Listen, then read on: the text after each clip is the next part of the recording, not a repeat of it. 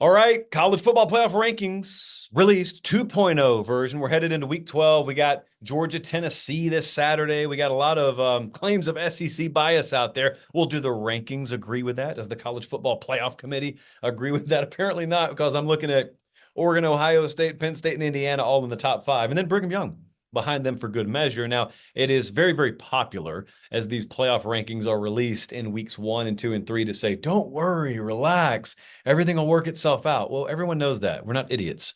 Having said that, it does matter where you're ranked. We have seen time and time again teams ranked too low to climb, teams ranked too high to really fall.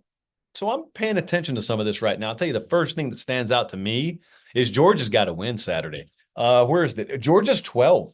Georgia is ranked 12th, but because of the tie-ins and stuff, if the playoffs started today, Georgia would not be in the playoff. And I think I've fielded a lot of questions from Georgia fans because I'm from Georgia this week, and they're saying, do we have to win against Tennessee Saturday? Could we still get in with a third loss, because we've got the number one strength of schedule in the country? It looks like the answer is no. I guess anything could happen, but it looks to me, and this was already my hunch, but it looks to me like they're telling you better win. And then on the other hand, Tennessee, they got one loss right now. They're a 9.5 point dog. We're still questioning whether Nico's going to play or not. I wonder how far they fall. If they go down there and lose, and they're sitting at seventh right now. If they go down there and lose, and that's their second loss, they're two losses on the road. One of them's to Arkansas, one of them's to Georgia. They got a win over Alabama. How far will they fall? Will they fall like out? Will they fall to 10 or 11? I wonder how the committee's going to treat Tennessee if that happens. Like I said, the Big Ten's got four of the top five here. Now, that's not going to be the way that shakes out. Oregon plays Ohio State, presumably, in the Big Ten championship game. If they don't, that means Indiana has sprung a big upset and they may be in the thing. Penn State's sitting at number 4, even with a loss already to Ohio State. So it looks to me, for all the world, like Penn State, unless they just totally botch this thing, their floor is a home playoff game. Penn State, the furthest they fall after all the tie-ins are honored, if they keep winning, is seventh or sixth or something like that. So it looks like one of the caveats to the whole home playoff proposition when we first launched this 12-team deal was people wondering, ooh, what would a home playoff game in State College look like in the third week of December? Looks like we're going to see it. Like I would be hard pressed to imagine a scenario if Penn State takes care of business where we don't see that. Right now, for what it's worth, the bracket would have Ole Miss with an incredible draw to me. And this is not to disrespect anyone. You know how sky high I am on Ole Miss. Ole Miss was ranked 11th in these playoff committee rankings. I've got them at number 4 in the JP poll right now, which is detached. That's not what I think the playoff ranking should be, but that's a power rating, like how good I think the teams are. Ole Miss is really dangerous right now. And if the bracket were to play out this way, Ole Miss would go to Penn State, and honestly, I don't really care where that game's played. I don't think Penn State could match Ole Miss scoring, and I think Ole Miss would win that game. And then Ole Miss would play Brigham Young in the next round, and Ole Miss would probably house Brigham Young, and they would be in the semifinals having played Penn State and Brigham Young, and that's Ole Miss as the 11 seed, just to give you an idea of how this thing could play out. Meanwhile, um, I Bama would go to Indiana right now. Like that's not going to happen. Either Indiana's going to be way up high or Indiana's not going to be in the thing. Because I happen to believe, and this is controversial and I may be wrong on this, I happen to believe if Indiana loses a game, they're going to fall out. Because Indiana's one shot to validate their existence with an otherwise strength of schedule that's garbage, not their fault, but it's still garbage, is go beat Ohio State. If they beat Ohio State, they'll probably be higher than seventh. And if they don't, then I don't think they're going to be in the playoff. But, for argument's sake, right now, Bama would go to Indiana. Selfishly, I hope we do get some of these warm weather schools going to cold weather climates because we can just like figure that out once and for all. There's always been this theory that somehow if the thermometer says 40 or 35 degrees, Southern teams would just freeze to death and barely even show up.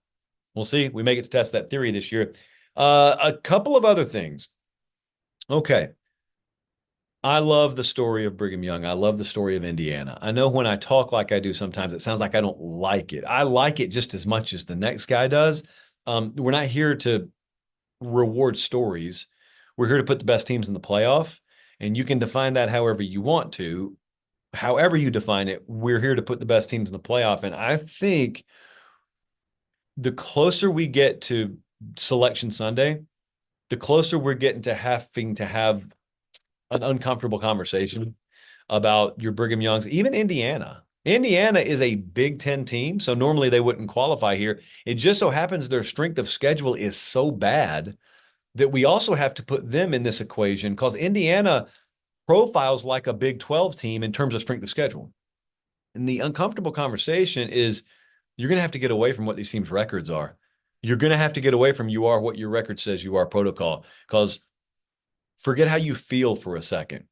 It is understandable that they're playing a different caliber of football entirely in the SEC this year than the Big 12. The depth of the conference is pretty insane. I don't think the SEC has the elite team or teams that it once, was known to have every year, but they got like 7 or 8 pretty to really good ones. And the Big 12 is not the same caliber football. And the reason I'm mentioning that is we're still looking at Brigham Young. I got nothing against BYU. I want you to understand what I'm saying, but we're looking at Brigham Young and we're putting them at 6 right now. They're at 6 because they're undefeated. So the argument is, well, what more can they do than win the games that they're scheduled to play? Well, the answer is nothing. It's not Brigham Young's fault they play in the conference they do, but it's also not Tennessee's fault, or it's not Alabama's fault or Ole Miss's fault. And I just can we be real for a second? And we will admit, let me finish my thought here. I talk like I'm in a room full of people. Let me finish this thought for a second.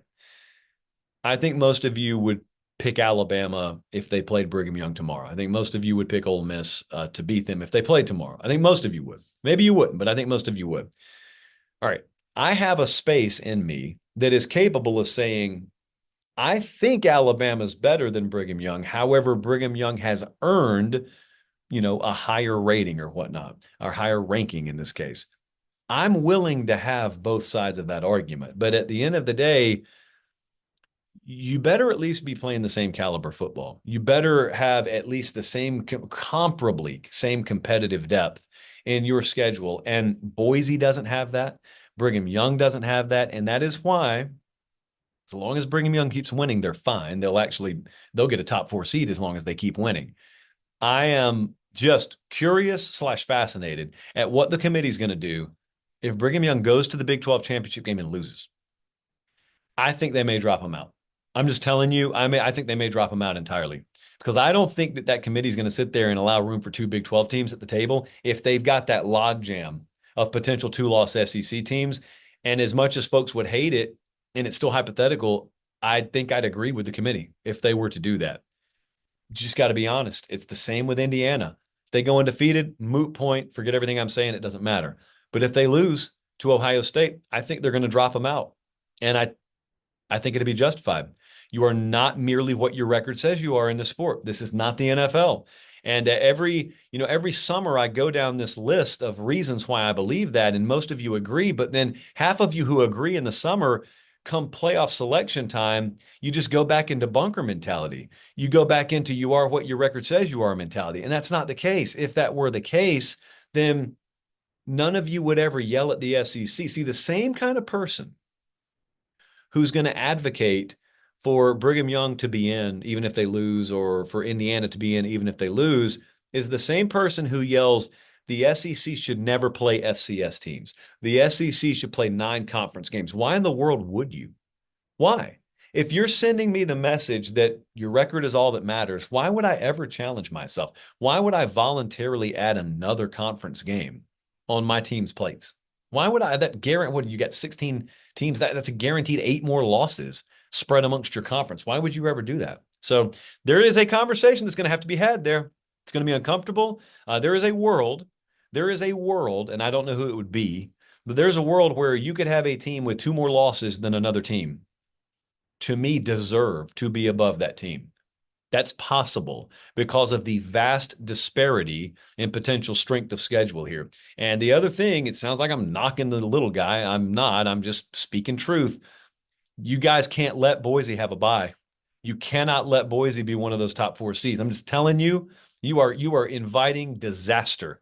If you just call it like the record says you should call it, and you put Boise higher than, locking down that 12th seed, if you put them as one of the four highest ranked conference champs and they get a first round bye, and you're sitting there and you are actually suggesting that that is deserved, you are going to signify to the SEC and the Big Ten, this is not for you. This model is not for you, because everyone would understand how laughable that is. I think auto bids are laughable to begin with, but everyone would understand how laughable that is. And don't do it. I'm telling you, don't. As much as it'll make you feel good, do not do it.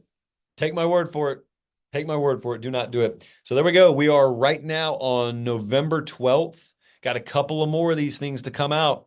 It's inevitable that people are going to be upset and there will be wailing and gnashing of teeth. That's inevitable. Notre Dame sitting there at 8. Are they going to be kept in there? Are they going to be kept that high? Is Notre Dame going to get a home playoff game? A lot remains to be seen. Tennessee, Georgia's big game this weekend. Georgia better win that game. That's all I got to say for now.